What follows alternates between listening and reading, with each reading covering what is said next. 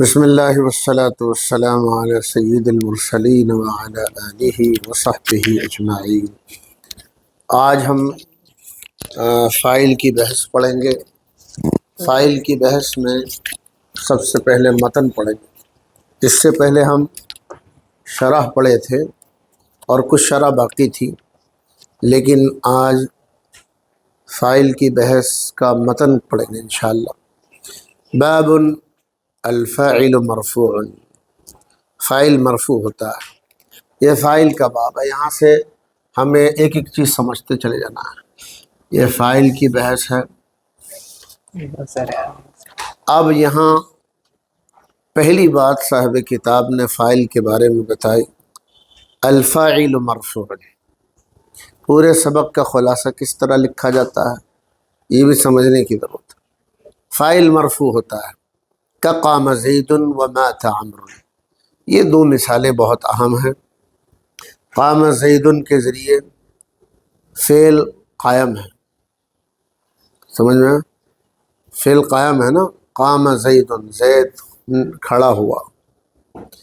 و مات عمرو، عمرو کے ساتھ متعلق ہے، اس کے ذریعے قائم ہے۔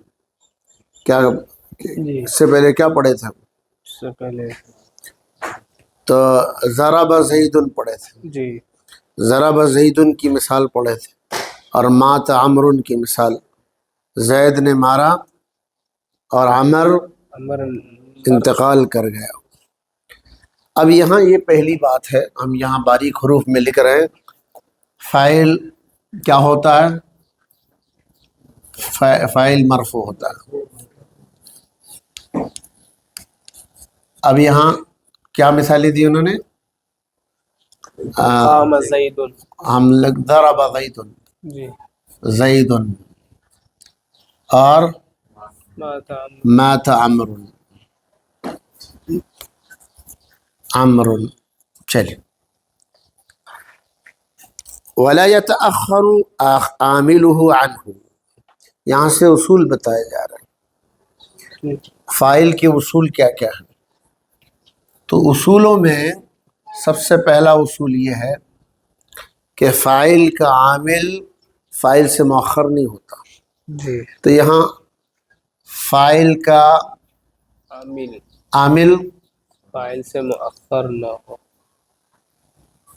مؤخر نہ ہو، سمجھ میں؟ یہاں مختصر لکھنے کی جگہ ہے۔ یہ پہلا اصول ہے۔ گویا ضرب عامل ہے اور زید فاعل فاعل ہے، تو یہ عامل ہے اور عامل پہلے ہے، اور یہ فاعل ہے۔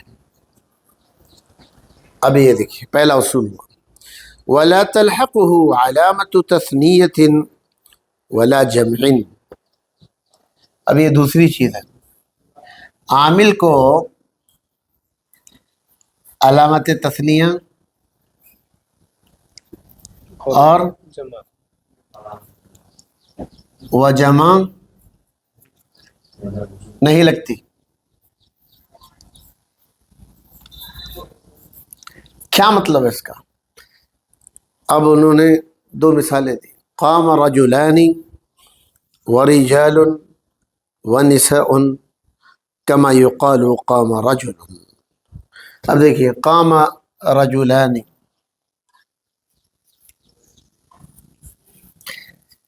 یہ جو رجلانی ہے یہ فاعل ہے، یہ رجلانی کیا ہے؟ فاعل فاعل ہے، اور تثنیہ ہے، فاعل تثنیہ ہے۔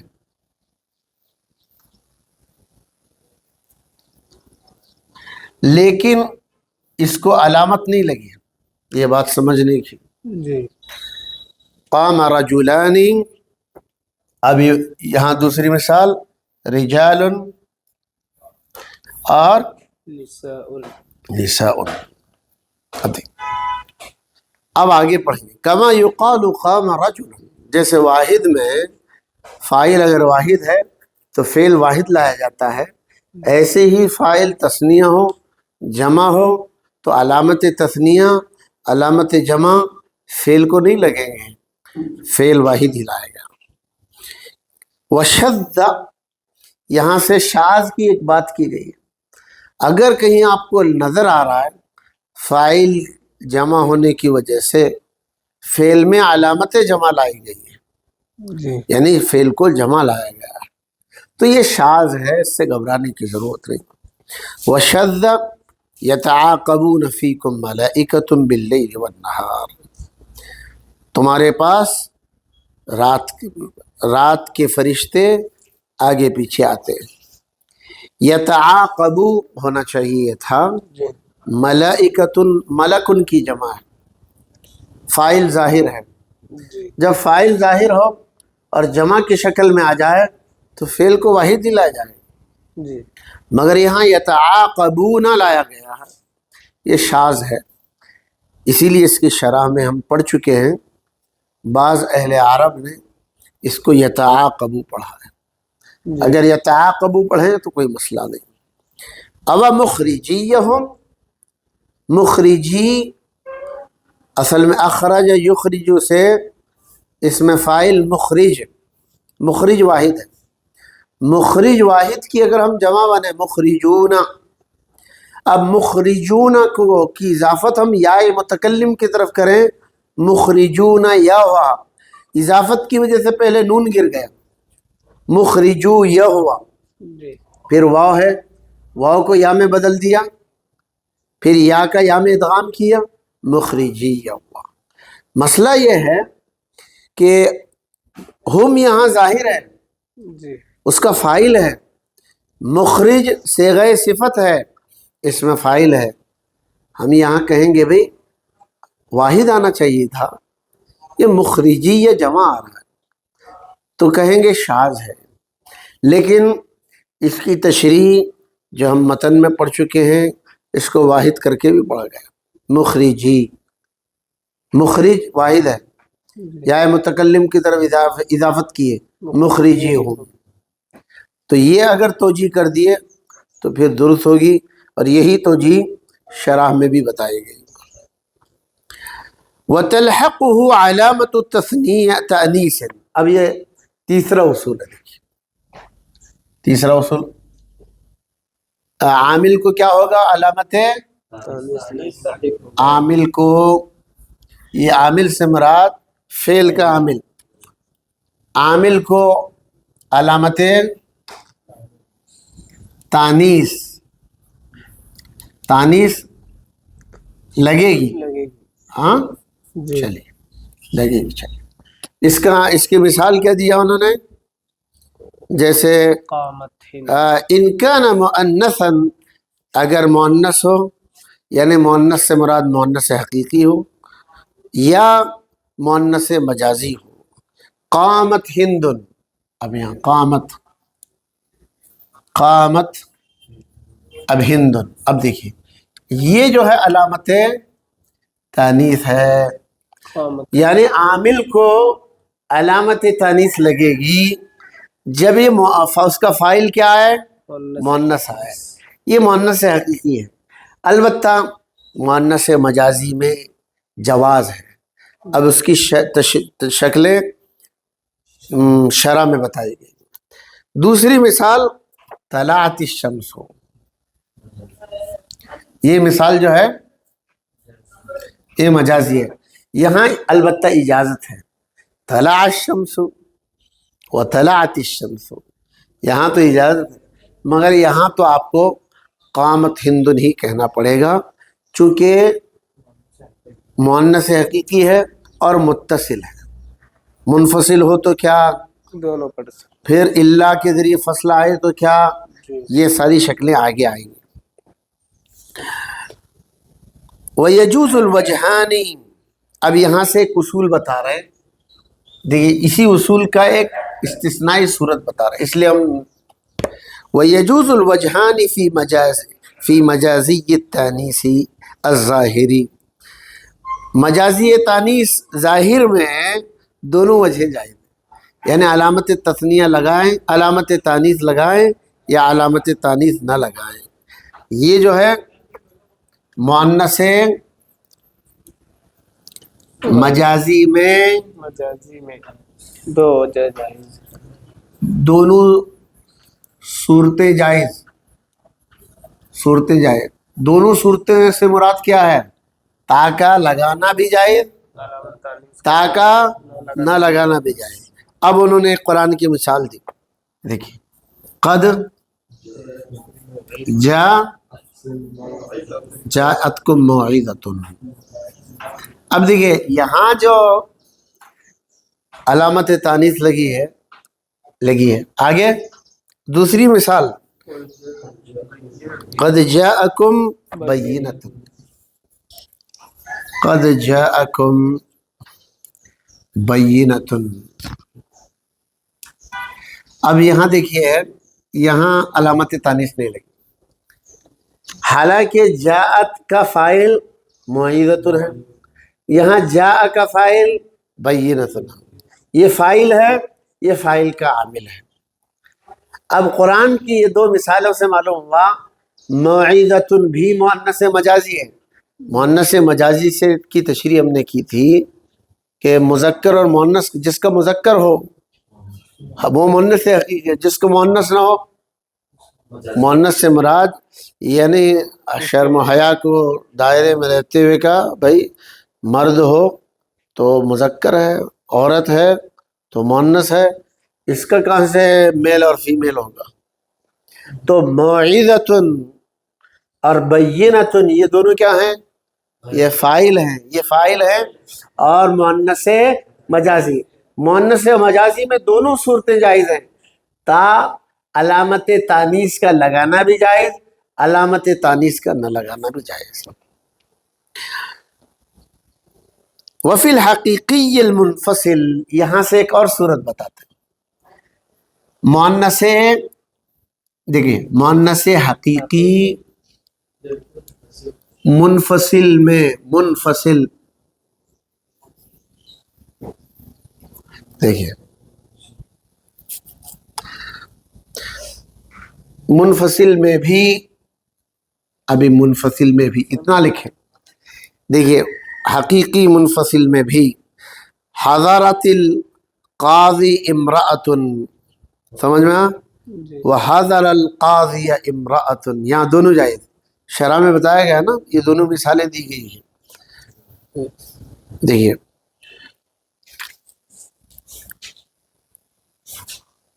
مؤنث جاءت الہند، یہی کون سی مثال دی گئی؟ ہاں صفان حضر القاضی امرأۃ، یہ دونوں جائز ہیں۔ ہم کہہ سکتے ہیں حضرت القاضیہ امرأۃ۔ اب یہ دیکھیے یہاں حضر آیا، حضر القاضیہ امرأۃ، اب یہاں علامت تانیث لائے ہیں چونکہ یہ عامل ہے، یہ کیا ہے؟ یہ عامل ہے، اور یہ کیا ہے؟ فاعل ہے، عامل کا فاعل ہے، تو فاعل، اب دیکھیے یہاں علامت تانیث لائے ہیں، امرأۃ مؤنث حقیقی ہے لیکن منفصل ہے، متصل نہیں، اگر متصل ہے تو پھر علامت تانیث کا لانا واجب ہے۔ یہاں چلیے آگے پڑھیں، نحو حضرت القاضی امرأۃ والمتصل فی باب نعمہ و بئس، یہاں سے ایک اور شکل بتائیں، دیکھیے مؤنث حقیقی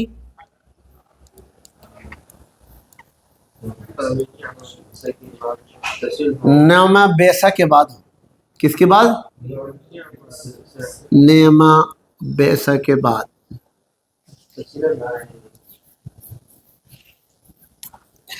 نعمہ اور بیسا کے بعد آ جائے تو کیا کہیں گے؟ نعمت المرأۃ ہند، نعمت المرأۃ ہند۔ چلیے یہ دونوں شکلیں جائز ہیں، ہم یہ بھی مثال لکھتے ہیں، نعمت المرأۃ کیا ترجمہ ہے اس کا؟ ہندا اچھی عورت ہند اچھی عورت ہے. کیا ہی اچھی عورت.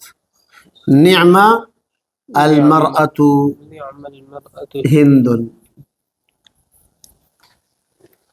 چلیے آگے. یہ سمجھ میں آیا بھائی؟ جی سمجھ آیا سمجھنے کا؟ اور یہ میرے خیال سے یہ سارا ہم لوگ پڑھ چکے ہیں. امید ہے یہ سمجھ میں آیا ہے. وفی الجمع، جمع میں، یہاں جمع سے مراد جمع مکسر ہے. کیا ہے؟ جمع مکسر میں بھی، جمع مکسر میں بھی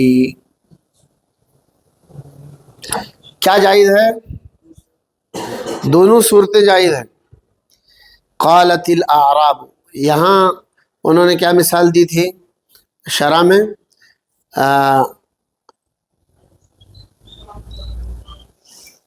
شرح میں مثال دی ہے. دیکھیں شرح میں مثال دی ہے انہوں نے، جاء الزیود وجاءت الزیود. اب یہاں جمع مکسر، مذکر اور مؤنث دونوں، چاہے جمع مکسر مذکر کی ہو چاہے جمع مکسر مؤنث کی ہو، یہ دونوں مثالیں ہمیں لکھ کے لکھنا پڑے گا. زید کی جمع مکسر زیود، زید کی جمع سالم زیدون. مسئلہ یہ ہے جمع مکسر کی وجہ جاء الزیود، ہاں الزیود آئے گا. چلیے ہاں زیود، اور آگے جاءت الزیود. اور ہند کی جمع مکسر بنائے انہوں نے، جمع مکسر کیا بنائے؟ ہنود. جاءت الہنود اور جاء الہنود.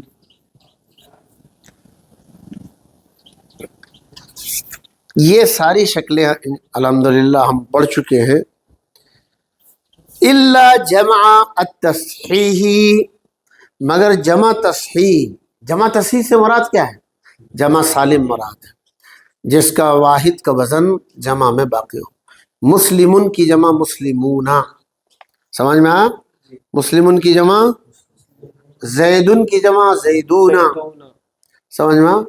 تو یہ دیکھیے الا جمع التصحیح، سوائے جمع تصحیح کے، فمفردیہما، ان دونوں کا عامل مفرد ہوگا. اب یہ چیز سمجھ لیں، یہاں سے ہم یہ چاہے تو اس کو الگ بنا سکتے ہیں اصول. یہاں کیا نمبر ہوا؟ 3 اور یہ 4. ہاں جمع سالم میں جمع تصحیح اور جمع سالم ایک ہی ہے. عام طور پر ہم لوگ جمع سالم کہتے ہیں. جمع سالم میں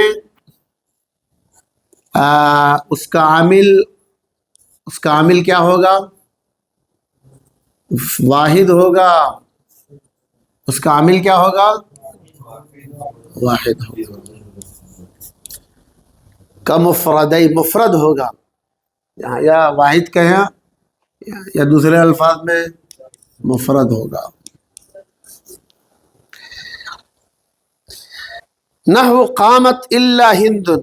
البتہ یہاں سے ایک اور شکل بتائی جا رہی ہے، اگر مؤنث حقیقی کا فصل الا کے ذریعے ہو رہا ہے. دیکھیے یہاں سے ایک شکل بتا رہے، یا ہم اس کو چھٹی شکل کہہ دیں، اس کو 5ویں شکل. یہ جو مؤنث حقیقی کا فصل الا کے ذریعے. اب یہاں دیکھیے ہم مثال کیا ہے؟ قامت الا ہندن. اسی طرح قام الا ہندن. اب جواز کی شکلوں میں ہم نے پڑھا تھا بھائی طلع الشمس و طلعت الشمس میں بہتر شکل طلعت الشمس ہے، لیکن مسئلہ یہاں ہے اگر مؤنث حقیقی کا فصل الا کے ذریعے ہو رہا ہے، یہاں افضل ہے عامل کو مفرد لایا جائے، مذکر لایا جائے، مفرد مذکر لائے۔ وجہ ہے کیوں بھائی؟ انسانی عقل سوچتی ہے۔ صاحب کتاب اب شرح میں بتائیں گے اس میں افضل نثر میں اس لیے ہے کہ نظر آ رہا ہے کہ اس کا عامل یہ ہے، حالانکہ یہ اس کا عامل نہیں ہے، اس کا جو فاعل ہے اصل میں محذوف ہے، اس کا یہ بدل ہو کر آ رہا ہے۔ پھر ہم کو ترجیح کرنا پڑے گا، قام احد الا ہند۔ اب یہ جو اصل ہے یہ فاعل ہے، یہ فاعل سے بدل ہو کر آ رہا ہے، تو ما قام احد یہ ہے، سمجھ میں؟ ما قام احد الا، اب یہاں ما قامت آئے گی، سمجھ میں؟ نفی اس بات ہوگا نا، تو ما قامت الا ہند، ما قام الا ہند، اصل میں یہاں افضل قامت ہونا چاہیے تھا مؤنث حقیقی کی وجہ سے، لیکن صاحب کتاب ایک بات بتائیں گے کہ بھائی اصل میں یہ بدل ہو کر آ رہا ہے، اس کا مبدل منہو کون ہے؟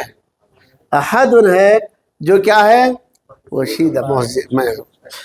اب یہاں سے ایک نئی بحث شروع ہوئی، کلام میں فاعل عمدہ ہوتا ہے، عمدہ کبھی حذف نہیں ہوتا، لیکن 4 جگہ ایسی ہیں جہاں فاعل حذف ہوتا ہے، ان میں سے ایک جگہ یہ بھی ہے الا سے پہلے۔ اب یہاں دیکھیے قامت الا ہند، انہوں نے ادھر مثال اوپر والی کی مثال دی ہے، لأن الفاعل مذکر محذوف كحذفه في نحو او اطعام في يوم ذي مسغبہ، یہ دوسری شکل ہے۔ وقضی الامر، یہ تیسری شکل ہے۔ واسمع به وابصر، یہ چوتھی شکل ہے۔ 4 جگہ فاعل کیسے محذوف ہوگا؟ ویمتنع فی غیرہن، ان کے علاوہ کی صورتوں میں فاعل کا محذوف ہونا ممتنع ہے۔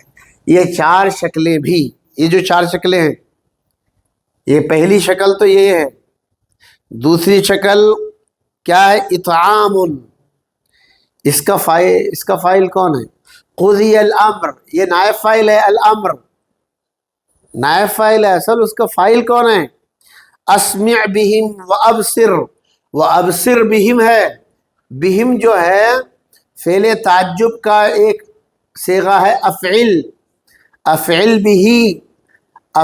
بھی کا فاعل محذوف ہو سکتا ہے جب اس کی علامت کے طور پر اس کے پہلے کچھ آیا ہو، جیسے یہاں اسمع بہم اصل میں ابصر بہم ہے، ابصر بہم کا کیسے پتہ چل رہا؟ اسمع بہم کے ذریعے۔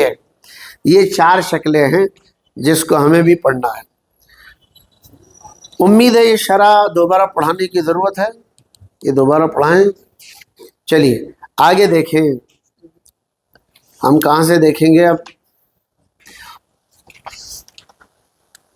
وَكَانَ الظَّاهِرُ أَن يَجُوزَ فِي نَحْوِ، یعنی صفحہ نمبر 200، وَكَانَ الظَّاهِرُ أَن يَجُوزَ، یہ شرح کی عبارت ہے۔ وَكَانَ الظَّاهِرُ أَن يَجُوزَ فِي نَحْوِ مَا قَامَ إِلَّا هِنْدٌ الوجہان، یہ ساری گفتگو سے معلوم ہوا کہ ظاہری طور پر جائز ہونا چاہیے ما قام الا ہند میں الوجہان، دونوں کے دونوں وجہ جائز ہونا چاہیے۔ کیا جائز ہونا چاہیے؟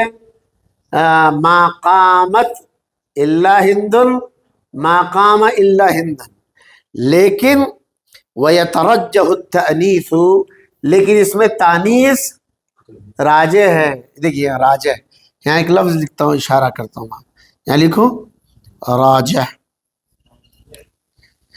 یہ مرجوح، تو راجع یہی ہوگا۔ اچھا راجع کی بات آئی ہے نا، راجع تو یہاں ہونا چاہیے، یہ راجع اصل میں عقلاً یہ راجع ہے، عقلاً یہ ہونا چاہیے، مگر یہاں راجع تو یہی ہے۔ یہ راجع کیوں ہے بتائیں۔ وَكَانَ الظَّاهِرُ، ظاہری بات یہ ہے، أَن يَجُوزَ فِي نَحْوِ مَا قَامَ إِلَّا ہند، کہ بھئی ہندن مؤنث حقیقی ہے، اس کے عامل سے اللہ کے ذریعے فصل کیا گیا ہے۔ الوجہان، دونوں وجہ جائز ہونا چاہیے، ان یجوز فی نحوی الوجہان، سمجھ میں؟ ویترجح التانیث،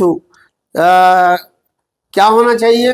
تانیث راجع ہے، راجع ہو، کما فی قولی کا حضرت القاضی امرأۃ، جیسے حضر القاضی امرأۃ میں حضرت القاضی امرأۃ تا کے ساتھ لانا زیادہ راجع ہے۔ لیکن نحویین نے وَلَكِنَّهُمْ أَوْجَبُوا فِيهِ ترک التا، یہ تا کو ترک کرنے کو واجب قرار دیا۔ دیکھیے یہ بات سمجھنے کی، وَلَكِنَّهُمْ، لیکن اہل لسان نے، أوجبوا فِيهِ، اس مسئلے میں مؤنث حقیقی کا فصل اللہ کے ذریعے اس مسئلے میں واجب قرار دیا ہے، ترک التاء فی النثر، شعر کی بات نہیں، نثر میں اگر آ رہا ہے تو تا کا ترک کرنا واجب قرار دیا ہے۔ لِأَنَّ مَا بَعْدَ إِلَّا، اس لیے کہ اللہ کے بعد لَيْسَ الْفَاعِلَ فِي الْحَقِيقَةِ، یہ اصل میں حقیقت میں فاعل نہیں ہے، وَإِنَّمَا هُوَ بَدَلٌ مِّن فَاعِلٍ، وہ فاعل سے بدل ہے، مقدر، جو مقدر ہے، قبل اللہ سے پہلے، وَذَلِكَ الْمُقَدَّرُ هُوَ الْمُسْتَثْنَى مِنْهُ، اصل میں وہی مستثنی منہ، وَهُوَ مذکر، وہ کیا ہے؟ مذکر ہے، فَلِذَلِكَ، اسی وجہ سے، ذُكِّرَ الْعَامِرُ، اس کا عامل کو ذکر کیا گیا۔ تقدیری عبارت کیا ہوگی؟ مَا قَامَ أَحَدٌ إِلَّا ہِندٌ، اس پانچویں شکل میں فاعل مؤنث سے حقیقی آ رہا ہے، مگر اس کا فصل اللہ کے ذریعے ہو رہا ہے۔ یہاں دونوں شکلیں ہونی چاہیے، کہ کیونکہ اگر مؤنث حقیقی منفصل آ رہا ہے تو اجازت دی گئی تھی، لیکن یہاں اللہ کے ذریعے فصل ہو رہا ہے، تو یہاں راجع ہے، کیا راجع ہے؟ بغیر تاکہ اعلیٰ نہ رہے، کیونکہ اصل میں یہ فاعل نہیں ہے، جو محذوف ہے وہ فاعل۔ امید ہے یہ باتیں آپ کو سمجھ میں آئی ہیں۔ وصلی اللہ علی النبی وعلی آلہ وصحبہ اجمعین، والحمد للہ رب العالمین۔